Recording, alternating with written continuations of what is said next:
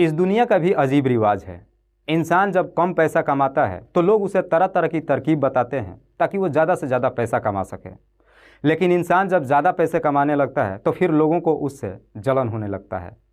आज के कहानी में दो भाई ज़्यादा से ज़्यादा पैसे कमाने के लिए अपने देश को छोड़कर दूसरे देश में चले जाते हैं और दूसरे देश में जा कर के अच्छा खासा पैसा कमाते हैं।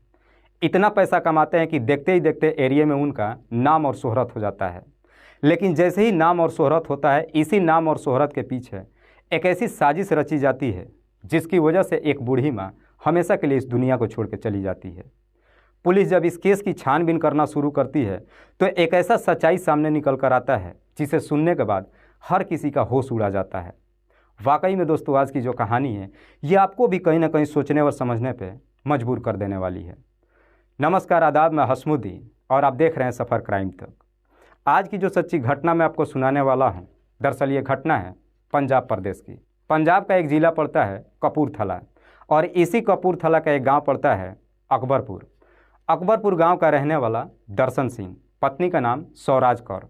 दर्शन सिंह के टोटल 2 बेटे, जिसमें बड़े बेटे का नाम कुलदीप सिंह जिसकी उम्र है लगभग 28 साल के आसपास, छोटे बेटे का नाम संदीप सिंह जिसकी उम्र है लगभग 26 साल के आसपास।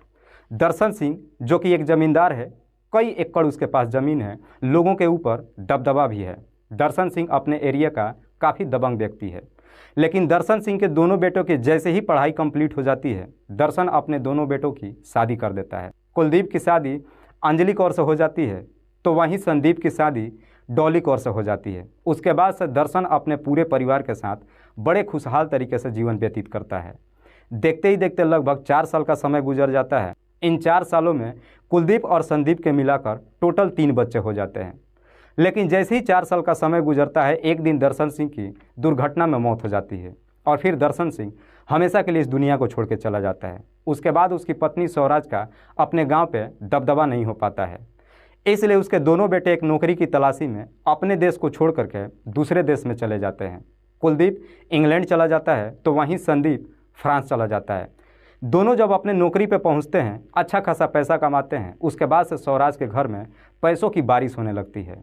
उसके बाद से स्वराज अपने बहुओं के साथ, अपने पोतों के साथ बड़े खुशहाल तरीके से समय गुजारना शुरू करती है। अपने सारे ज़मीन को ठेके पर दे देती है।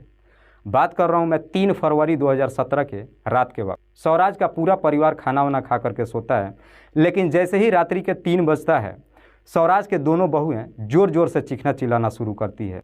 जैसे ही ज़ोर ज़ोर से चीखना चिल्लाना शुरू करती है, उनकी आवाज़ें सुन करके आस पड़ोस के लोग भी जग जाते हैं। भागते दौड़ते स्वराज के घर में पहुंचते हैं। जैसे ही आस पड़ोस के लोग स्वराज के घर में जब पहुंचते हैं तो देखते हैं कि स्वराज की दोनों बहुएं थर थर काँप रही हैं। उनके शरीर के कपड़े फटा हुआ है, उनके शरीर पे चोट भी लगा है। जब पड़ोस के लोग पूछते हैं तो दोनों बहुएं बताती हैं कि हमारे घर में लगभग 1 बजे के आसपास 10 से 12 बदमाश घुस आए थे। उन्होंने हमारे घर में लूटपाट की है, बहुत सारे गहने और पैसे भी ले गए और साथ ही साथ हमारी सास की हत्या भी कर दिया। पड़ोस के लोग जब स्वराज के कमरे में जाकर देखते हैं तो स्वराज अपने ही बेड पे मृत अवस्था में पड़ी है। उसके सर पे चोट भी लगा है, काफ़ी सारा खून भी बह गया था। तभी आस पड़ोस के लोग इस बात की जानकारी नज़दीकी पुलिस थाने में दे देते हैं। पुलिस भी घटनास्थल पर पहुंचती है। पुलिस जब स्वराज की डेड बॉडी को जब चेक करती है तो पता चलता है कि उसके शरीर पे काफ़ी गहरा घाव लगा हुआ है। उसके सर से काफ़ी मात्रा में खून बह चुका है, जिसकी वजह से उसकी मौत हो चुकी है। पुलिस सबसे पहले स्वराज की डेड बॉडी को अपने कब्जे में लेती है और पोस्टमार्टम के लिए भेज देती है। और फिर पुलिस इस पूरे वारदात के बारे में स्वराज की दोनों बहुओं से पूछताछ करती है।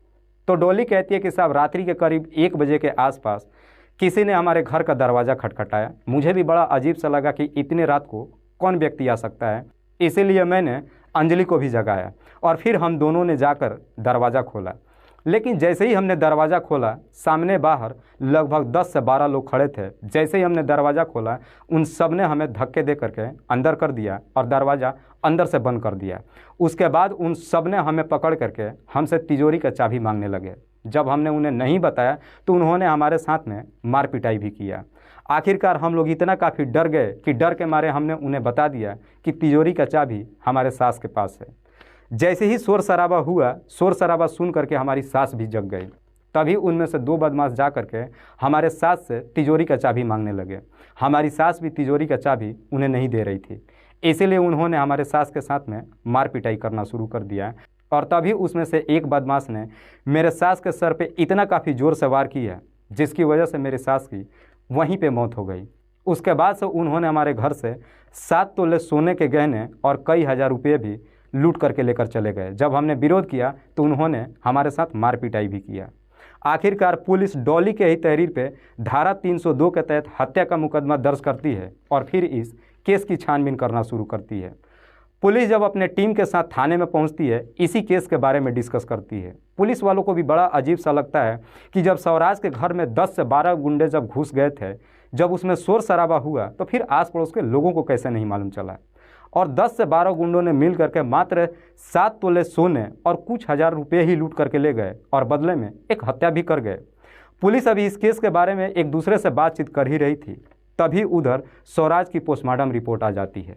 जैसे ही स्वराज की पोस्टमार्टम रिपोर्ट आती है, एक बड़ा ही चौंकाने वाला खुलासा होता है। दरअसल पोस्टमार्टम रिपोर्ट से पता चलता है कि स्वराज की मौत दम घुटने की वजह से हुई है। जैसे ही इस तरह का पोस्टमार्टम रिपोर्ट पुलिस वालों को मिलता है, इससे पुलिस को अब कहीं ना कहीं स्वराज की दोनों बहुओं पर शक चली जाती है। इसलिए पुलिस फिर से स्वराज के घर पर जाती है और इस पोस्टमार्टम रिपोर्ट के बारे में स्वराज की दोनों बहुओं से बताती है। तो स्वराज की बहू डॉली पुलिस वालों से कहती है कि साहब उस वक्त मैं इतना डर गई थी कि मैं आपको ठीक से बता भी नहीं पाई। दरअसल सारे बदमाशों ने मेरे सास के साथ में मार पिटाई किया और उसके बाद से तकिए से उनका मुंह दबा करके उनकी हत्या कर दिया। पर फिर भी उन्हें शक लग रहा था कि शायद हमारी सास की मौत नहीं हुई है, इसीलिए उसमें से एक बदमाश ने मेरे सास के सर पे काफ़ी ज़ोर से वार कर दिया। डॉली जब इस तरह की बातें पुलिस वालों को कहती है तो इससे पुलिस वाले को कहीं ना कहीं अब गहरा शक चला जाता है और इसी शक के आधार पर पुलिस स्वराज की दोनों बहुओं को अपने कस्टडी में लेकर थाने पहुंच जाती है और फिर दोनों को अलग अलग बिठाकर इन दोनों से पूछताछ करती है। पुलिस जब इन दोनों को अलग अलग बिठा करके इन दोनों से पूछताछ करती है, दोनों का जब बयान लेती है तो दोनों का बयान एक दूसरे से मैच नहीं करता है। इसीलिए पुलिस अब पूरा यकीन कर जाती है कि अंजलि और डॉली सब कुछ झूठ बोल रही है। पुलिस अब इन दोनों के ऊपर अपना शक्ति दिखाना शुरू करती है। पुलिस जैसे ही अपना शक्ति दिखाना शुरू करती है, आखिरकार दोनों पुलिस के सामने घुटने टेक देते हैं और अपनी सच्चाई कबूल कर लेते हैं। डॉली और अंजलि बताते हैं कि जब वो शादी कर अपने ससुराल पहुंचते हैं, अपने परिवार वालों के साथ बड़े खुशहाल तरीके से जीवन व्यतीत करते हैं। देखते ही देखते लगभग 4 साल का समय गुजर जाता है, लेकिन 4 साल के बाद जैसे ही कुलदीप का पिता इस दुनिया को छोड़ के चला जाता है, उसके बाद से कुलदीप और संदीप का अपने गांव पे दबदबा नहीं हो पाता है।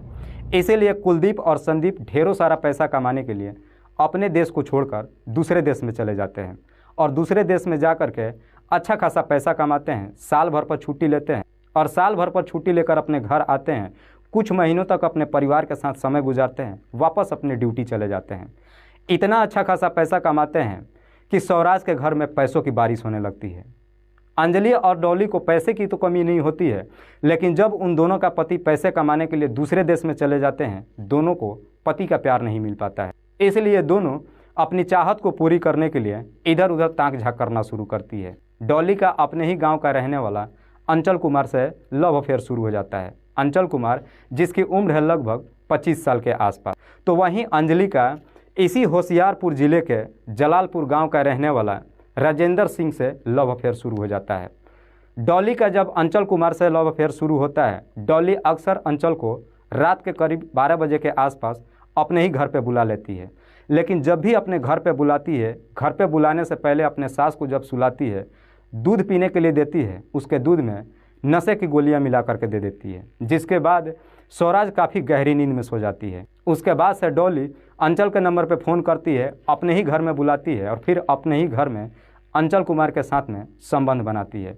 तो उधर राजेंद्र सप्ताह में कभी 1 से 2 बार ही अंजलि से मुलाकात करने के लिए पहुंच पाता है, क्योंकि राजेंद्र का घर अकबरपुर से काफ़ी दूर होता है। ये सिलसिला पिछले 4 सालों से चल रहा था, लेकिन अंजलि और डॉली के दोनों पतियों को मालूम नहीं चलता है। उनके दोनों पतियों को तो मालूम नहीं चलता है, लेकिन देखते ही देखते इस बात की खबर पूरे गांव में फैल जाती है। तभी इस बात की जानकारी दोनों की सास स्वराज को मालूम चल जाता है। स्वराज को जैसे ही मालूम चलता है तो स्वराज को भी लगता है कि उसने भी अपनी बहुओं को रात्रि के वक्त कई बार किसी से फ़ोन पर बात करते हुए सुना था। जैसे ही सच्चाई स्वराज को मालूम चलता है, स्वराज अपनी दोनों बहुओं को काफ़ी फटकार लगाती है और कहती है कि जो तुम लोग ये हरकत कर रही हो, इसे छोड़ दो। स्वराज जैसे इस तरह की बातें अपने दोनों बहुओं से करती है, दोनों के दोनों अपने सास से लड़ झगड़ पड़ती है। स्वराज के लाख मना करने के बावजूद भी अंजलि और डॉली में कोई फर्क नहीं पड़ता है। अक्सर डॉली अंचल को अपने घर में बुलाती है और अपने ही घर में अंचल के साथ में संबंध बनाती है। इधर स्वराज जब देखती है कि उनको बहुओं को कोई फर्क नहीं पड़ रहा है, एक दिन स्वराज गुस्से में डॉली से कहती है कि अगर तुमने अपने आदतों में सुधार नहीं किया तो मैं ये सारी सच्चाई अपने बेटों से बता दूंगी। इसे सुन करके डॉली काफ़ी डर जाती है। डॉली को लगता है कि वाकई में अगर यह हकीकत उसके पति संदीप को अगर मालूम चल गया तो बहुत बुरा होगा। डॉली इस कदर से डर जाती है कि उसे लगता है कि शायद अब आज नहीं तो कल स्वराज ये सारी सच्चाई अपने बेटों से ज़रूर बता देगी। डॉली जब सारी बातें अंजलि से कहती है, अंजलि भी सुन करके काफ़ी डर जाती है। फिर दोनों एक दूसरे से बात करके एक षड्यंत्र बनाते हैं कि हो सकता है आज नहीं तो ये कल राज जरूर खुल जाएगा। बेहतर है कि इससे पहले कि ये राज खुले अपने सास स्वराज को इस दुनिया से हटा दे। दोनों एक षड्यंत्र बनाते हैं और फिर इस षड्यंत्र के बारे में डॉली अपने दोस्त अंचल कुमार से बताती है कि किसी भी तरीके से हमारे सास को इस दुनिया से हटाना है। डॉली जैसे ही षड्यंत्र के बारे में अपने दोस्त अंचल को बताती है, अंचल भी इस काम को करने के लिए तैयार हो जाता है। लेकिन अंचल जब इस काम को करने के लिए तैयार होता है तो अंचल भी इस षड्यंत्र में अपने एक दोस्त अपने ही गांव का रहने वाला गुरमीत सिंह को भी शामिल कर लेता है। और फिर इसी षड्यंत्र के तहत 3 फरवरी 2017 के रात के वक्त जैसे ही डॉली का पूरा परिवार खाना वाना खा करके सो जाता है, उस रात डॉली अपने सास के दूध में काफ़ी मात्रा में नींद की गोलियां मिला करके दे देती है, जिसे पीने के बाद स्वराज काफ़ी गहरी नींद में सो जाती है। और फिर 12 बजे के आसपास अंजलि और डॉली अंचल के नंबर पर फ़ोन करते हैं। अंचल जब डॉली के घर पे पहुंचता है तो पहुंचने से पहले ही अपने साथ में अपने दोस्त गुरमीत को भी लेकर आता है।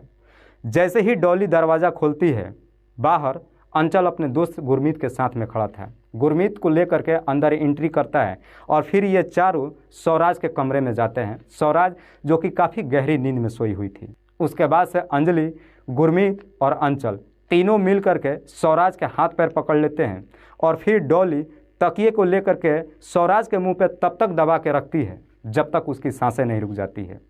जैसे ही स्वराज इस दुनिया को छोड़ के चली जाती है, इस हत्या को लूट का करार देने के लिए डॉली अपने ही घर से एक सरिया लेकर आती है और अपने सास के सर पे काफ़ी ज़ोर से वार करती है, जिसकी वजह से उसके सास के सर में काफ़ी गहरा चोट लग जाता है और फिर वहाँ पे काफ़ी मात्रा में खून बह जाता है। और उसके बाद से अंचल और उसका दोस्त गुरमीत डॉली और अंजलि के शरीर के कपड़े फाड़ देते हैं, हल्के से उनके शरीर पे चोट भी देते हैं।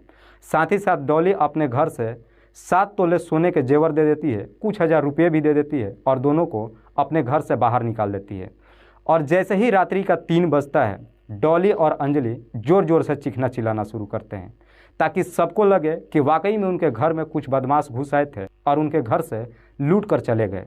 वाकई में जब ये दोनों कहानी पुलिस वालों को बताते हैं तो पुलिस इन्हीं के तहरीर पे अंचल कुमार और उसके दोस्त गुरमीत, इन दोनों को भी अपने कस्टडी में लेकर आती है। फिलहाल पुलिस ने इन चारों आरोपियों को अपने कस्टडी में लेकर इन सब पे गंभीर धाराओं में मुकदमा दर्ज करके जेल भेज दिया है।